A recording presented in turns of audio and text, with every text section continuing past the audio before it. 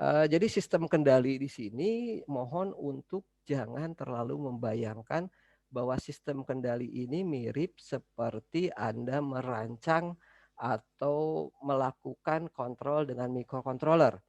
Atau yang di teknik tenaga listrik ketika Anda merancang one line diagram, misalnya star ke delta, kemudian interlocking, sequential, itu semuanya rangkaian kontrol.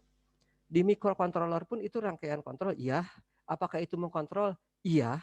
Tapi yang kita bicarakan di kuliah ini adalah sistem kontrol atau kadang-kadang disebut juga sistem kendali.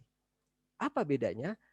Perbedaan antara kontrol yang saya sebutkan tadi dengan sistem kendali, bahwa sebenarnya kontrol-kontrol yang saya sebutkan tadi itu adalah bagian daripada sistem kontrolnya tersebut. Jadi sistem kontrol itu istilahnya ini kontrol yang saya sebutkan, sistem kontrol itu di atasnya. Bisa dikatakan bahwa yang saya sebutkan tadi, microcontroller, kontaktor, relay, solenoid, kemudian beberapa hardware yang lain, itu di dalam sistem kendali disebut sebagai aktuatornya atau hardware yang melakukan kerja kontrol secara realnya, bendanya, itu yang mungkin yang selama ini Anda dengar. Tapi sistem kendali itu di atasnya, kayak ibaratnya semacam framework-nya, semacam ya bisa dikatakan otaknya lah gitu. Walaupun di dalam mikroprosesor kan ada otaknya ya yang disebut dengan CPU, tapi sistem kendali itu kayak semacam high levelnya gitu. Kalau di dunia internet itu ada OSI layer, nah si yang saya sebutkan tadi itu adalah physical layer-nya. Sedangkan sistem kendali itu layer-layer di atasnya. Mungkin nanti kalau masih bingung akan nanti juga akan dibahas lebih lanjut lagi. Kemudian kita lanjut saja di beberapa contoh daripada sistem kendali. Tapi sebelum masuk kita coba bahas tentang definisinya dulu. Yang pertama adalah definisi daripada sistem, karena kita akan belajar sistem kontrol, sistem kendali, maka sistem itu apa sih gitu kan. Nah, bisa kita lihat bahwa di dalam kendaraan, khususnya mobil, itu yang Anda lihat ini adalah kalau saya tunjuk, ini apa? Itu mobil. Yang mana mobil? Ini misalnya bagian yang samping, oh itu pintu. Bagian mananya yang disebut mobil, bawah itu roda dan sebagainya. Karena apa? Karena di dalam mobil sendiri sistemnya itu sangatlah kompleks. Digambar di bawahnya, ini adalah komponen-komponen mobil yang sangat kompleks. Sehingga mobil itu sendiri kita sulit untuk menunjuk yang mana itu mobil, karena mobil sendiri adalah merupakan sebuah sistem. Contoh yang lain misalnya televisi. Sama, televisi pun adalah sebuah sistem di mana kalau kita menunjuk mana itu televisi, Anda tunjuk, oh itu layar, tunjuk, oh itu dudukan, oh itu frame dan sebagainya. Apalagi kita melihat di bagian bawah ada bagian-bagian yang rumit di dalam televisi tersebut. Kemudian ini sebuah apalagi yang sudah menjadi sebuah industri, di sini sebuah pembangkit listrik tenaga uap yang menggunakan batu bara. Tentu saja PLTU ini merupakan sebuah sistem, kemudian di dalamnya terdapat beberapa komponen-komponen yang sangat rumit. Oke, maka apa itu sistem? Sistem merupakan sekelompok-sekelompok tadi komponen-komponen yang banyak itu, tapi komponen-komponen tersebut tidak ada artinya kalau tidak bekerja sama satu sama lain. Setiap komponen juga punya role atau peran masing-masing. Salah satunya peran-peran tersebut biasanya dilihat sebagai proses-proses apa yang terjadi pada komponen-komponen tersebut, sehingga si sekelompok komponen-komponen tersebut itu mencapai sebuah tujuan atau ada target yang dikehendaki atau target yang harus dipenuhi. Kemudian kalau tadi adalah sebuah sistem kelompok-kelompok yang saling bekerja sama dan sebagainya, kemudian sistem kendali itu apa? Gitu kan? Maka sistem kendali itu kita contohkan dulu dengan sebuah yang sangat sederhana, yaitu memasak. Kita lihat memasak yang menggunakan oven, kemudian oven tersebut ada termometernya, kemudian di dapur tersebut ada jam, kemudian dipanaskan dengan kompor gas, maka sistem kendali yang terjadi pada gambar ini adalah memasak kue pada dengan suhu 90 derajat dilakukan 5 menit. Dengan keadaan ini sudah merupakan sistem kendali walaupun masih sistem kendali yang sangat sederhana. Kita lihat contoh lain. Nah, sehingga sistem kendali tadi ini nanti tidak akan dulu saya jabarkan ya, arti dari controller, aktuator dan plan itu nanti. Ini kita hari ini belajar atau membahas tentang sistem kendali secara umumnya. Oke, jadi tadi si ibu tadi akan memasak secara pakai oven 90 derajat Celcius selama 5 menit. Itu merupakan bisa dikatakan requirement-nya atau permintaan daripada sebuah proses memasak itu adalah 5 menit dengan suhu 90 derajat.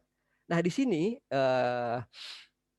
saya ingin menegaskan ya, nanti juga ini termasuk dalam tugas hari ini, jadi perhatikan baik-baik bahwa di dalam sebuah sistem kontrol itu ada input eksternal, ada input sistem, kadang-kadang disebut dengan state. Ada yang melambangkan dengan input sistem itu dengan U. Nah, di dalam kasus ini input eksternal itu adalah 5 menit dan 90 derajat. Input eksternal itu kadang-kadang disebut dengan referensi. Ada yang disebut dengan set point. Jadi mohon diingat karena ini ada hubungannya dengan tugas hari ini atau kuis hari ini. Jadi input yang eksternal yang dimaksud 5 menit dan 90 derajat itu adalah input eksternal atau set point atau referensi. Nah, kemudian si input eksternal tersebut di dalam contoh tadi ibu-ibu yang sedang masak itu masuk ke dalam otaknya. Otaknya akan melihat, oh berarti saya harus menyalakan kompor, ketika suhunya sudah 90 derajat, maka saya akan menghitung selama 5 menit. Menyalakan kompor itu dengan tangan yang kita sebut dengan aktuator tadi. Contoh tadi ada microcontroller, ada kontaktor dan sebagainya. Kalau di sini contohnya adalah tangan. Kemudian tangan menyalakan gas, katup gas, kemudian katup gas menyala api, kemudian api memanaskan oven. Nah, ketika oven panas tentu saja mata atau sensor dari si ibu tadi akan melihat apakah sudah 90 derajat? Oh, belum. Kalau belum 90 derajat, 5 menit ini belum berlaku, artinya belum dihitung. Nah, ketika anggaplah setelah 2 menit atau 3 menit, udah 90 derajat, maka time is ticking. Waktu dimulai saat itu, maka mata akan yang sudah melihat 90 derajat akan melihat jam selama 5 menit. Ketika sudah 5 menit, maka aktuator akan mematikan daripada kompor gas. Nah, sehingga target daripada sistem tadi yaitu adalah memasak sesuatu dengan 5 menit dan 90 derajat tercapai. Yang perlu saya tegaskan sekali lagi adalah input eksternal atau referensi adalah 5 menit dan 90 derajat. Input state istilahnya atau U adalah katup yang menyala dan mati. Ketika awal waktu masih 0 menit, suhu masih sekitar suhu ruang 30 derajat ketika di awal, maka input state dari aktuator itu adalah on. Oke. Ketika dia on, maka si otot tangan akan mengonkan katup gas, maka sistem akan berjalan, mata akan terus melihat. Kemudian ketika sudah 5 menit dalam suhu 90 derajat, maka input state tadi akan meng-off-kan daripada katup gas dan gas akan mati. Kompor akan mati sehingga oven tidak akan lagi menyalakan tidak akan naik lagi suhunya, tidak akan gosong lah istilahnya sehingga sistem tercapai. Ini mudah-mudahan dapat dipahami ya. Jadi ini adalah yang perlakuan-perlakuan tadi merupakan contoh basic daripada sistem kendali yang sangat sederhana. Oke, ini kelemahan dari yang sistem manual tadi tentu saja dengan set set yang tidak diset tadi pakai kompor gas, tentu saja akan merepotkan ya, karena si ibu-ibu itu akan harus standby, harus melihat apakah sudah 90 derajat, kemudian apakah sudah 5 menit dan sebagainya, sehingga ini dapat manual ini dapat merepotkan daripada si ownernya atau daripada si orang yang ingin mencapai tujuan tadi. Nah, kemudian ini contoh kendali otomatis daripada oven. Kalau tadi dilakukan oleh ibu-ibu, kalau sekarang dilakukan oleh bapak-bapak. Maksudnya apa di sini? Artinya begini, inputnya sama. Input atau referensinya dari eksternal sama, yaitu 5 menit dan suhunya 90 derajat. Aktuatornya sama, hanya on dan off. Kalau tadi on dan off-nya adalah kompor gas, kalau sekarang on dan off-nya adalah electrical input untuk si heaternya. Kita lihat saja ininya. Kita lihat blok diagramnya. Nah, kalau tadi dengan ibu-ibu itu harus dipantengin oleh matanya sebagai sensor. Nah, sekarang si bapak-bapak di sini dapat tidur seolah-olah sampai si sistem kendali ini mencapai goalnya atau mencapai tujuannya. Oke, jadi berbeda dengan yang tadi. Oke, kita flashback sedikit ya. Ini adalah kontrolnya otak, aktuatornya tangan.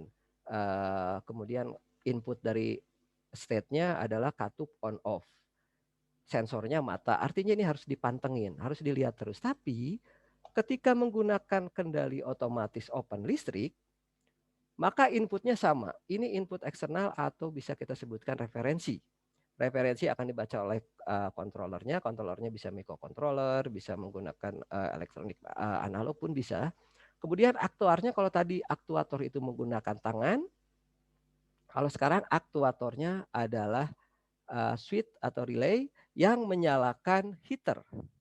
Oke, jadi aktuatornya sama seperti tadi secara sifat di dalam kontrol, yaitu on dan off saja. Jadi ini kontrol yang sangat sederhana, itu adalah kontrol on off.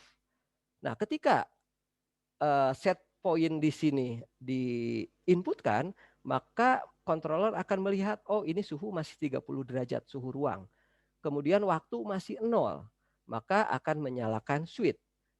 Kemudian waktu apakah terus waktunya akan dihitung? Belum. Waktu dihitung ketika 90 derajat, kemudian ketika 90 derajat waktu dihitung, dan ketika sudah 5 menit, relay akan meng-off-kan open. Nah, kemudian sensornya, feedbacknya ini tentu saja sangat sederhana, yaitu hanya dengan satu buah sensor suhu. Sensor suhu bisa menggunakan termokopel, bisa menggunakan bimetal, sebagainya. Oke, ini sekali lagi mohon diperhatikan karena nanti ada tugas, sederhana tugasnya, tapi kira-kira tentang ini. Mirip dengan Anda tugasnya adalah membuat block diagram yang sederhana ini. Oke, gambaran daripada sistem yang tadi dibandingkan antara yang si ibu masak dengan si bapak yang masak. Ini pun sama kira-kira ketika si ibu mengisi air dengan manual. Bapak-bapak ini pun mengisi atau mengatur debit air di dalam tangki. Ini semuanya masih manual. Nah, berbeda dengan gambar ini, di mana gambar ini debit air diatur dengan sebuah sensor. Di mana sensornya itu adalah pelampung, dan pelampung tersebut inputan nanti di state-nya adalah on sama off daripada keran. Ini contoh lagi. Nah, sekarang baru setelah dari beberapa gambaran tadi, ini mungkin ada sebuah definisi bahwa sistem kendali adalah sistem yang bertujuan mengendalikan suatu proses. Oke, kalau di dalam sistem kendali ini berbeda dengan hanya sistem saja. Jadi komponen-komponennya tidak disebutkan lagi, tapi sebenarnya di dalam sistem, jadi suatu sistem, jadi di dalam definisi adalah suatu sistem, maka di dalam sistem tersebut sudah ada definisi tadi, yaitu terdiri dari beberapa komponen. Kemudian si tujuan daripada sistem kendali ini adalah mengendalikan proses agar outputnya itu sesuai dengan keinginan, tidak terjadi kesalahan, dan juga stabil. Nah, yang stabil di sini nanti kita akan bahas lebih lanjut. Tapi untuk gambarannya, untuk kestabilan ini, kita bisa lihat contoh yang sangat baik di sini. Kita ngomongin kestabilan ya. Ada lihat gambar yang di sebelah kanan, itu adalah pelampung yang sedang istilahnya apa? Ke bawah. Artinya dia tidak diangkat oleh air. Maka secara logika Anda bisa menduga bahwa ketika si pelampung tersebut dia ke bawah ngegantung, maka keran akan keran akan mengalir. Nah, ketika pelampung tersebut ditekan oleh air ke atas, maka akan mematikan keran. Oke, itu sangat mudah, logikanya mudah, tapi kita bicara tentang kestabilan di sini. Ketika air ditekan ke atas, maka keran akan mati, air akan berada pada level tertentu yang ditentukan. Terus kemudian ada orang yang mandi. Ini kita bicara kestabilan. Ada orang yang mandi sehingga airnya turun. Mandi turun, eh, pelampungnya ke bawah, ngisi air, naik lagi, kemudian mandi lagi turun, maka sorry, maka akan terjadi osilasi di situ. Artinya ketika dalam kondisi bak mandi ini diisi tapi tidak akan dipakai dengan jangka waktu lama, mungkin sistem ini stabil. Tapi ketika diisi Anda sambil mandi, maka sistem ini akan berosilasi. Isi, tutup, isi, tutup, isi, tutup. Karena apa? Karena ada orang yang sedang menggunakan. Ini sebagai contoh dari kestabilan atau contoh state di mana terjadi kestabilan dalam satu kondisi tertentu. Ini gambaran saja. Oke, kita lanjut. Nah, ini contoh yang saya sebutkan tadi. Ini misalnya ada bak mandi. Nah, kemudian di sini ada toren ya atau tandon. Nah, di sini akan mengeliminir atau mengatasi ketidakstabilan tadi. Artinya kenapa? Anda bisa lihat di sini pelampung di gambar sebelah kiri yang warna kuning itu ada dua. Ini salah satunya adalah untuk menghindari ketidakstabilan tadi. Maksudnya kenapa? Jadi pelampung yang dua ini mengartikan dua. Yang pelampung bawah itu merupakan input state, jadi bukan input dari luar ya, tapi akan menghasilkan input state bahwa relay nyala atau mengonkan motor. Nah, ketika air terisi kemudian bak mandi dipakai atau bak mandinya habis lagi, itu tidak akan terjadi nyala mati.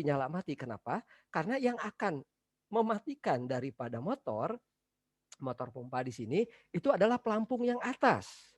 Nah, jadi ketika pelampung atas itu kena air, maka dia akan memberikan input state, bukan input dari luar, bukan referensi juga, input state sorry.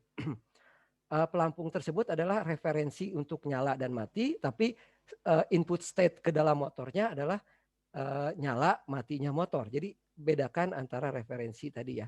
Cuman intinya begini, pelampung yang bawah itu memberikan input state motor nyala, pelampung yang atas memberikan input state motor untuk mati. Tapi ketika pelampung atasnya airnya turun daripada pelampung atas, motor tidak serta-merta nyala lagi. Karena yang menyalakan motor adalah pelampung bawah. Oke, bedakan dengan yang ini. Yang gambar kanan itu kelihatan bahwa hanya pelampung yang hanya satu pelampung sehingga akan terjadi nyala mati dalam waktu yang sangat cepat. Sebentar, mohon maaf, saya sudah dapat warning lagi bahwa waktunya akan habis ya. Aduh, Mbak. Baik, oke. Oke ya, mudah-mudahan paham ya antara pelampung atas pelampung bawah ini. Jadi ini menghindari suatu sistem yang tidak stabil.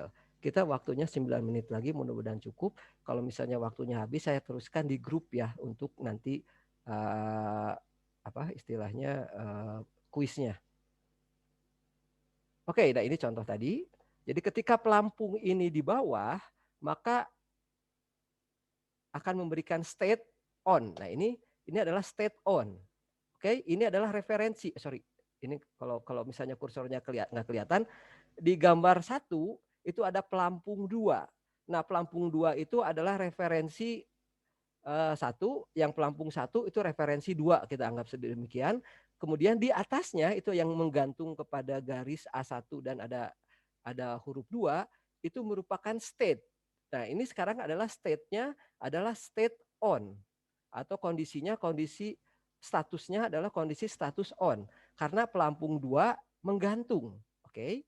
Ketika pelampung 2 menggantung, air ngisi, pelampung 2 ketekan ke atas atau istilahnya mengapung. Nah, ketika air mengapungkan pelampung 2, state masih tetap on. Oke, berbeda dengan yang sebelumnya tadi, sehingga si kestabilan sistem tercapai di sini. Dan state akan tetap on sampai pelampung 1 juga ikut terapung. Oke. Nah, ketika air dipakai sampai pelampung 1 itu menggantung, state masih tetap off. State akan tetap off sampai pelampung 2 menggantung, baru dia nyala lagi. Ini cukup jelas menurut saya. Oke, maka ini blok sistem tandon air tadi. Nanti referensi atau presentasi ini akan saya bagikan di grup ya. Oke, ini jadi tadi saklar otomatis, motor listrik. Nah, di sini setelah controller itu adalah state-nya. Jadi input state. Kalau yang nilai input di sebelah kiri itu adalah referensinya. Referensi itu akan selalu dibandingkan dengan output atau dengan sensor. Ya, ini contoh lain ya, contoh-contoh lain pintu otomatis. Ini mungkin nanti Anda lihat saja karena nanti ini akan saya bagikan. Kemudian ini adalah tadi blok diagram daripada kontrol otomatis pintu, di mana inputnya atau referensinya adalah kalau ada orang, input state-nya atau keluaran dari controller adalah buka dan tutup pintu. Jadi buka dan tutup pintunya itu adalah dengan on daripada on kiri atau on kanan ya kalau di dalam pintu itu menggunakan motor listrik karena motor listrik bisa putar kiri bisa putar kanan. Kemudian sensornya adalah orang sudah lewat atau tidak belum seperti itu. Ini disebut dengan sensor overhead sensor. Jadi ada sensor yang di atas, kemudian ada sensor yang safety. Kalau jangan sampai kalau ada orang yang lewat pintu sedang menutup itu jangan sampai orangnya kejepit seperti itu. Ini hanya contoh saja. Lift pun kira-kira demikian, jadi ini nggak akan terlalu saya banyak baca, nggak akan terlalu saya banyak bahas, namun ini kira-kira yang saya sebutkan dengan kontaktor itu adalah yang sebelah kanan bawah itu kontaktor. Sekali lagi itu adalah kontrol iya, tapi itu merupakan bagian dari sistem kontrol yang kita sebut dengan aktuator. Kontaktor, kemudian rangkaian kontrol yang di sini mungkin ada LCD-nya, ada microcontroller-nya, itu merupakan bagian daripada kontrol. Oke, jadi kalau yang rangkaian kontrol itu ya kita sebut controller, yang kontaktor itu aktuator. Sekali lagi bahwa itu merupakan bagian dari sistem kontrol. Oke, ini hanya gambaran saja. Ini blok diagramnya mirip sebenarnya dengan tadi, dengan motor untuk pintu. Ini adalah contoh dari sebuah plan. Plan itu adalah alat yang dikontrol sebenarnya. Jadi kalau tadi yang dikontrol itu adalah misalnya motor kiri, motor kanan, berarti motornya pintunya yang dikontrol.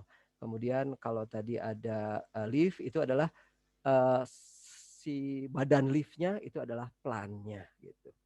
Kalau motornya itu dengan dengan kontaktornya itu bisa disebut dengan aktuatornya.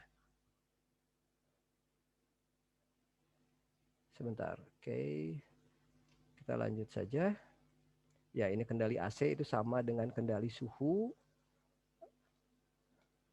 Jadi AC itu sama dengan kendali suhu tadi pada kompor atau oven pada saat si ibu atau si bapak tadi memasak.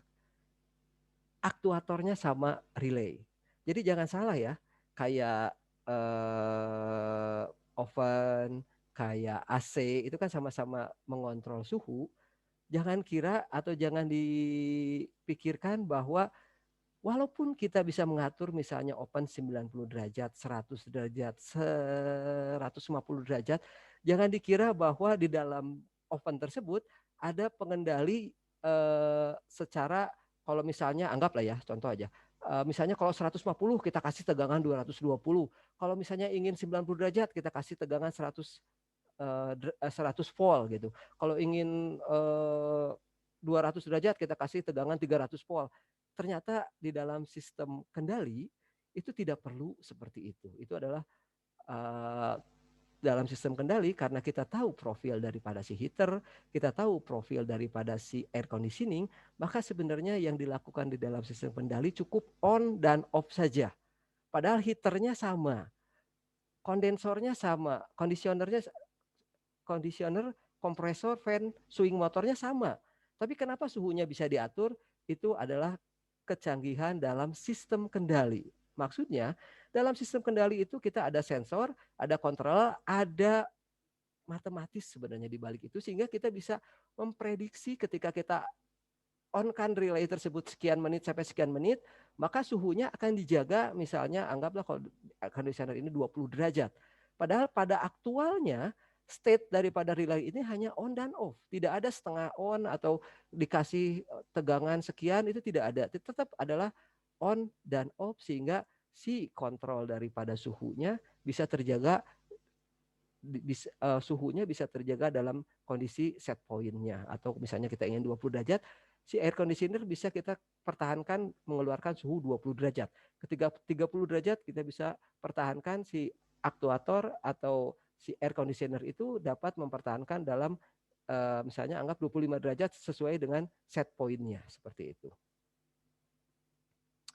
Oke, ini conveyor sama aja sebenarnya. Nah, ini untuk loop terbuka, untuk loop tertutup, itu kemudian definisi setiap komponen akan kita bahas minggu depan. Untuk minggu ini cukup mungkin sampai di sini dulu ya, tapi kuliah Zoom-nya cukup, tapi Anda lanjutkan perkuliahan ini lanjutkan sendiri, dalam artian akan saya berikan kuis. Mohon diperhatikan kuisnya dijawab masih hari ini juga. Anda boleh tulis, Anda boleh gambar, kemudian Anda foto, Anda kirim di grup, boleh. Kuisnya sederhana, buatlah sebuah seperti inilah. Buatlah blok diagram, saya kasih contoh ini, blok diagram ya. Nanti Anda sebutkan ini apa inputnya apa. Ini persis seperti ini inputnya, tapi inputnya apa. Kemudian kontrolnya apa gitu yang menjadi kontrol di situ. Kemudian aktuatornya itu apa. Kemudian heaternya sama heater, kemudian sensornya seperti apa. Oke, Anda buat untuk dispenser. Oke, jadi saya gambarnya kira-kira seperti ini, tapi Anda buat terserah, Anda bisa bikin deskripsinya dulu, bisa buat gambar seperti ini dulu, tapi Anda buat untuk sistem dispenser. Kan dispenser bisa ini suhu tuh, suhunya panas dan sebagainya, bisa mati otomatis juga. Coba Anda buat, Anda searching dulu. Ini kalau misalnya mati mungkin karena waktunya habis ya. Nanti saya lanjut di grup saja untuk detail tugasnya. Tapi Anda buat untuk sistem dispenser. Oke, mungkin gitu aja. Kalau ada pertanyaan boleh di chat. Sorry, ada chat.